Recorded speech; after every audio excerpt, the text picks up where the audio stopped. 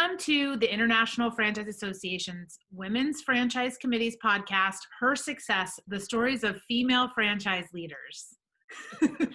I am Michelle Rowan with Franchise Business Review, and today I'm excited to be talking with Paul Pickett, Chief Development Officer of Wild Birds Unlimited. And the reason for the giggle is because you're all smart enough to know that he's not a woman. But he is an advocate of women and the LGBTQ community, both in franchising and out. And he's our 2020 Crystal Compass Award winner. It's an award given by the Women's Franchise Committee for outstanding leadership in the franchise industry.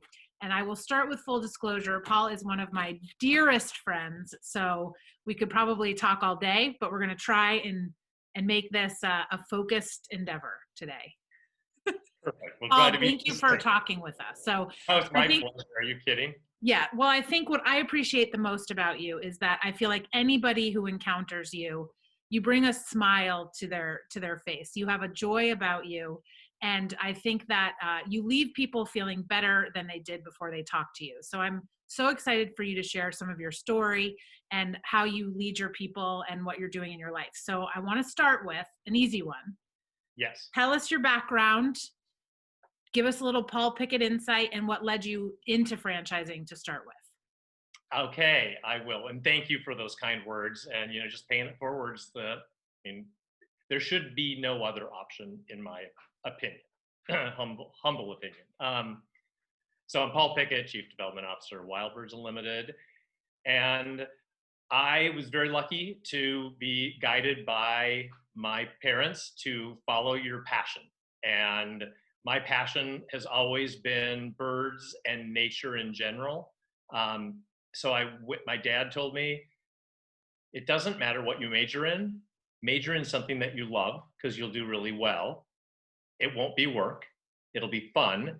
You'll get good grades, and then you'll get a good job, and then you can worry about what you're going to do. So I did, and I went to school, and I have a bachelor's in biology with a focus on ornithology, the study of birds, and a master's in biology/ornithology, and a minor in biochemistry and statistics, which are weird, but that's something I was also interested in. And I grew up in northern Minnesota, went to school in North Dakota. Great place to go to school because there's very few distractions, by the way. And I moved to Indiana, and I had a job, a terrible job at the university here in the anatomy department. And it was miserable. And I'm a people person, and I sat in a lab and did experiments, and I really did not enjoy it. I discovered by chance this little funky store in Broad Ripple, Indiana, called Wild Birds Unlimited. And I had went to a flower and patio show first. One of those places where they set up booths, and then and they set up flower displays. Mm-hmm. And around the outside are all these little booths selling everything from Vegematics to plants to a little booth, Wild Birds Unlimited. I went in and just started chatting. The owners happened to be there. We had been birding in the same places. I went on a trip in college to Costa Rica to study birds. They'd been there. Sorry, I warned you, the dogs. That's okay. And started chatting and asked if I could get a job working on Saturdays in the retail store. So I went up on a Saturday, discovered the store, went in there, and just so happened that a truck showed up while I was there talking to them, and the owners went out to help unload the truck. I was in the store, I was looking around, and I ended up engaging with a customer because I'm such a stranger. I ended up selling them a whole bunch of product, and then went out and helped them finish unloading the truck. And one of the employees came out and said, "You need to hire this guy. He just sold $200 worth of bird feeding products to somebody." They got really busy. My boss, Jim and Nancy Carpenter, said, "We're too busy. Come back next week." I came back and they said, bring a resume. A CV is what we used to call them. And I'm like, to work Saturdays part-time in a retail store? Okay, I'll do it. And they said, hey, we've got this franchise. We don't have any employees. We're really looking to grow. It's back in 1989. They made me take my wingtip shoes because it was an interview. So I thought I'd be proud. And I had an old pair of wingtip shoes. They made me take them off. So I did the interview in my stocking feet in their basement office. And they offered me a job.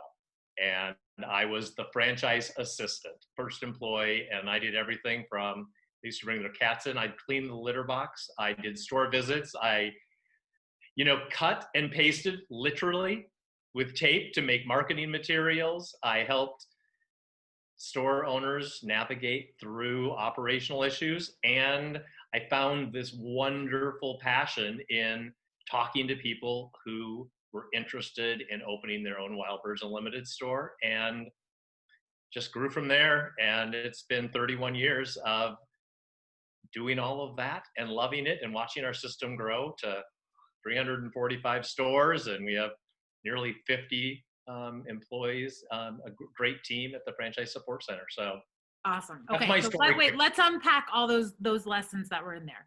So one, your parents told you to do something you love, which I'm hoping more children hear that now, but it was not a common thing to hear back then. You heard, do what's going to pay the bills. So what did you think you were going to do with your degree? I'm just curious what you envisioned your life to be with what you went to school for.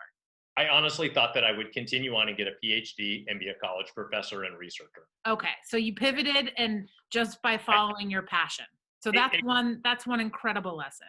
Yeah. So second is that you found this business and what they were doing, and you were just so excited by it that you were literally willing to do anything, and they took you up on that. That is absolutely true. Yeah, So, we met there in the middle. Yeah, there's not a lot of shoveling out kitty litter in most job roles. Probably wasn't on anything that they would have published, but you just did it. Well, yeah, that's probably true. That was not one of the tasks associated with being the franchise assistant. Okay.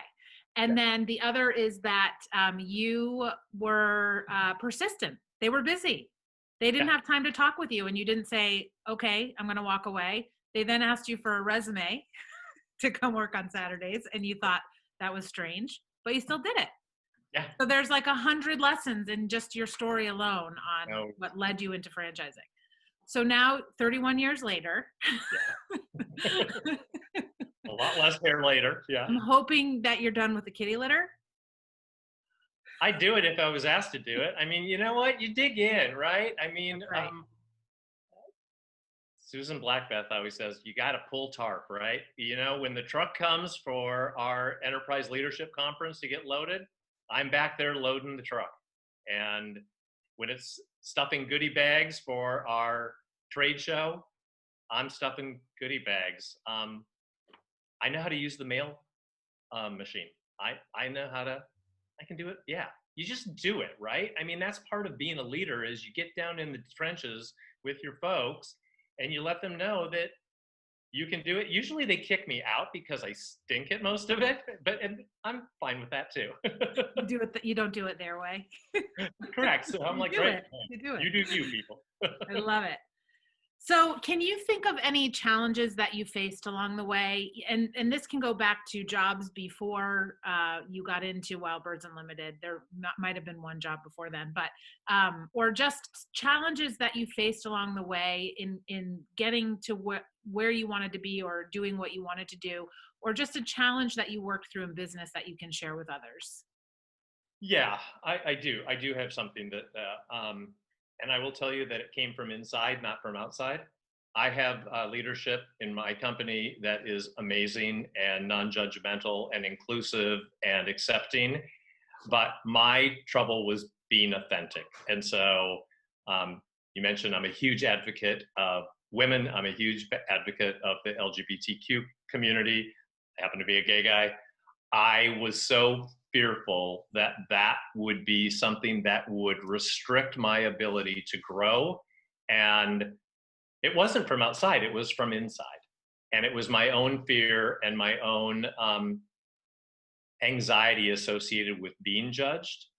And that was a fear that I had to overcome in order to be my authentic self. and allowed me to grow into tapping into more of my authentic self. But that was a barrier to a lot of other things. And once that barrier came down, the floodgates came, and I was like, oh, I can do this. I can do anything. Awesome. If I put my mind to it. Yeah, I love it. So how about some people that have been influential in your journey through all of your work career? Anyone that's kind of really helped you figure out your way or helped support you through what you do even today? Yeah, I mean, Jim and Nancy Carpenter, Jim, the founder, and his wife, who was not the founder, but jumped into the franchise very quickly and were my bosses and continue to be my bosses. And I'm not just filling you full of it, but Michelle Rowan, I don't know if you know her. Somebody who's just honest and authentic and funny and wise and direct and kind at the same time. Therese Tilgen and Gary Gardner. This list is I'm not going to even come close to touching the whole thing. Who were early on, I've known them for years, who have just been advocates and thought leaders for me to follow. Kim Ellis, who taught me a lot of blocking and tackling and franchise development. Jeff Sturgis, same way. Pete Lindsay, just people who I've just like tried to be a sponge around. Two people that are really important to me right now, Shelley Sun and Catherine Munson. Just always pushing and yet always being thoughtful. Eric Stites, just, do it right. Do it right and ask a lot of questions and measure everything you do. I mean, that's something that words he shared with me early on that were very wise. Susan Blackbeth, just tapping into your passion bucket. That's a term she uses. Nancy Bigley, digging down into the details so that you know what the heck you're talking about before you start opening your mouth. So that's just through a tiny list of people who have just given me so much over the years. Well, and for people that are watching this, I mean, you just named some really big names and well-known people in franchising. So what can you give advice on? How do you make those connections? How do you meet those people and have those kinds of conversations? I self-deprecatingly say this all the time. Just show up. Just continue to show up. I mean, I've been going to the IFA since IFA conference. My first one was probably 1991. And I still have a really dear friend that I met at that conference, Jeff Colton. I went to dinner with a guy at that conference that I don't know how it all happened, but I was just sat next to him at this dinner that I kind of just honed in on because I was too stupid and naive to be afraid. I don't know if you've ever heard of Fred DeLuca and Subway. I have heard of it. Small brand. Yeah, small brand, I think emerging sort of. Yeah. I didn't know until I got back home who I had dinner with. But it's just about showing up and just being there and being present. And when people ask, say yes. Just say yes. And sometimes it's a bust, but it's usually not. And you can usually pull something great out of anything. So yeah, I will say that's probably one thing that you taught me. I was very closed off when I started in franchising, and probably because I was a woman and it's a little intimidating to jump in with all these crazy men. Franchising tends to get a little crazy at night. But yep. I very much kept my work life and my home life separate. And I think you forced me to say yes, but you got me to do stuff and go to things that I wouldn't have done. And you got me to open up. And I love what you said about authenticity is that there's no more, this is who I am at work and this is who I am at home. It's just not, it's not a way that you can operate in this world anymore. So show up and say yes. That's true. Say yes. Yeah. It's too hard to keep track of it all. I will tell you, I am never the smartest guy in the room, ever. And so I can't remember what does somebody know and somebody doesn't know, and what part of me am I allowed to share and be transparent on, and what part am I not? It's too hard. Just be me. Yeah. So what do you feel like is some of your leadership style, or how do you lead your people and create a team since you were there from the scratch? Is it organic, or how are you learning to be a good leader, or what do you think makes you a good leader? Because I'll tell you, you are one, because I know I don't want you to do that. Oh, I don't know if you are a great leader. You have a great team and a great culture. So how does that come about? Well, it's evolved, and I don't think. Well, maybe there are some people who are just born great leaders. They say that. I call BS on that a little bit. I think you have to listen. You have to watch. You have to come to that point of self-comfort where you realize that control is usually bad, and let people do things and get the bloody heck out of their way. That was my bad leadership style for a long time, was trying to micromanage and make sure that it was done my way. And once I got over that, and Jim Carpenter helped me with that and said, you're not going to be able to grow to where you want to grow and where I think you have the opportunity to grow. And he basically, he sent me to a leadership coach for about, it didn't take long. It was like 6 months. And she just taught me to respond, don't react. And I just watched other great leaders and saw how they did things and said, I think I'll just mimic them. And you let your people go, and holy cow, they will take your ideas and your thoughts, and they'll implement them maybe differently, but usually better, you know, because they're in the weeds. They know what's going on the details, and they can say, why aren't we doing that? That's double entry. I'm like, well, because that's the way we've always done it. That's the way we've always done it. Shut the hell up and just move on. So now I'm like, yeah, you like it? Great. As long as I know, as long as I get my measurements and my metrics and they're happy and the customer is happy, and then I'm fine. So get out of their way and read and research and listen. Yeah, good point on but measure it. Make sure that what you need to get done is getting done. I like that. So Paul, if you could tell yourself, if Paul today in 2020 could tell Paul something 20 years ago, so 2000 Paul, what would you tell yourself? You're going to lose all your hair.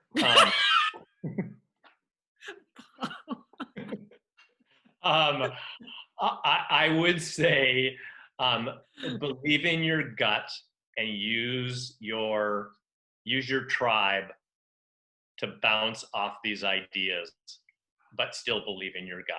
So don't be so hesitant. Yeah. And that would be the other one. And also just get out of your and everyone else's way, because other ideas are usually great ideas. Yeah. Different does not mean bad. Different means oftentimes better. Yeah. Well, I was going to say, do you want to talk about the fact that 20 years ago was the year 2000? Because putting that number on it, I was like, oh my God. Yeah. No, I don't want to talk about that. Oh yeah. Let's move on. All right. How about, so what we're trying to do through our committee is tell these stories and help younger people in franchising take away some ideas on how to get to that point of leadership. So is there anything and advice that you would give? And I've said this to other women, to say advice you'd give a young woman that's entering franchising or the workforce, but I think it really applies to any minority specifically, knowing that franchising is traditionally an older, white, male dominated industry. It is changing a little bit, but we need to see more diversity in our organization, in the IFA, in our whole community. So are there any, and so this could be somebody coming in on the franchisor side, a supplier, a candidate, just young people in general. What advice would you give them about franchising or about their work plan and goals? I mean, the first thing that came to mind when you asked that question is kindly, politely, and appropriately manage through this, but do not allow anyone to disrespect you in any way or fashion. We are all very different, right? Men are different than women.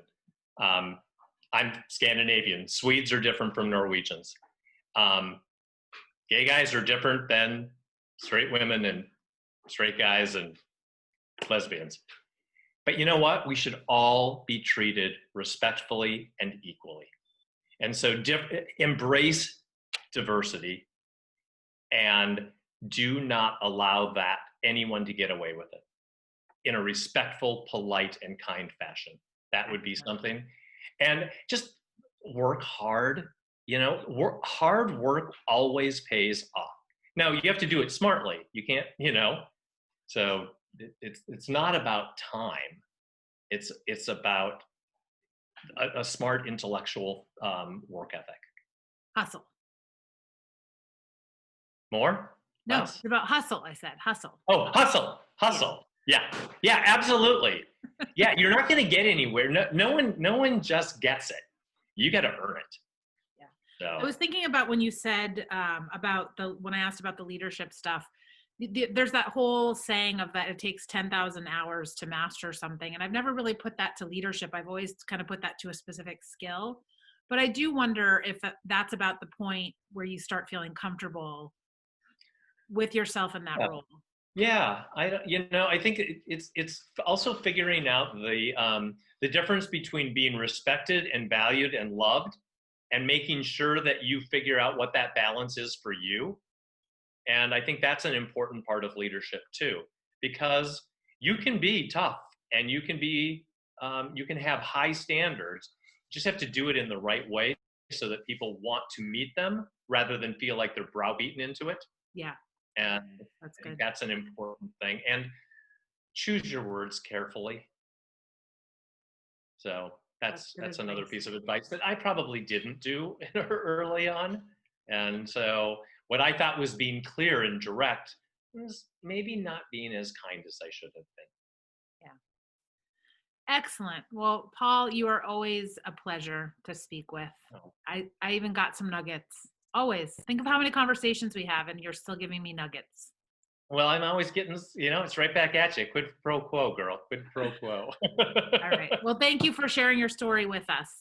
I appreciate the time. I appreciate the Women's Franchise Committee so much. The work that you guys do is absolutely germane to the continued success of franchising.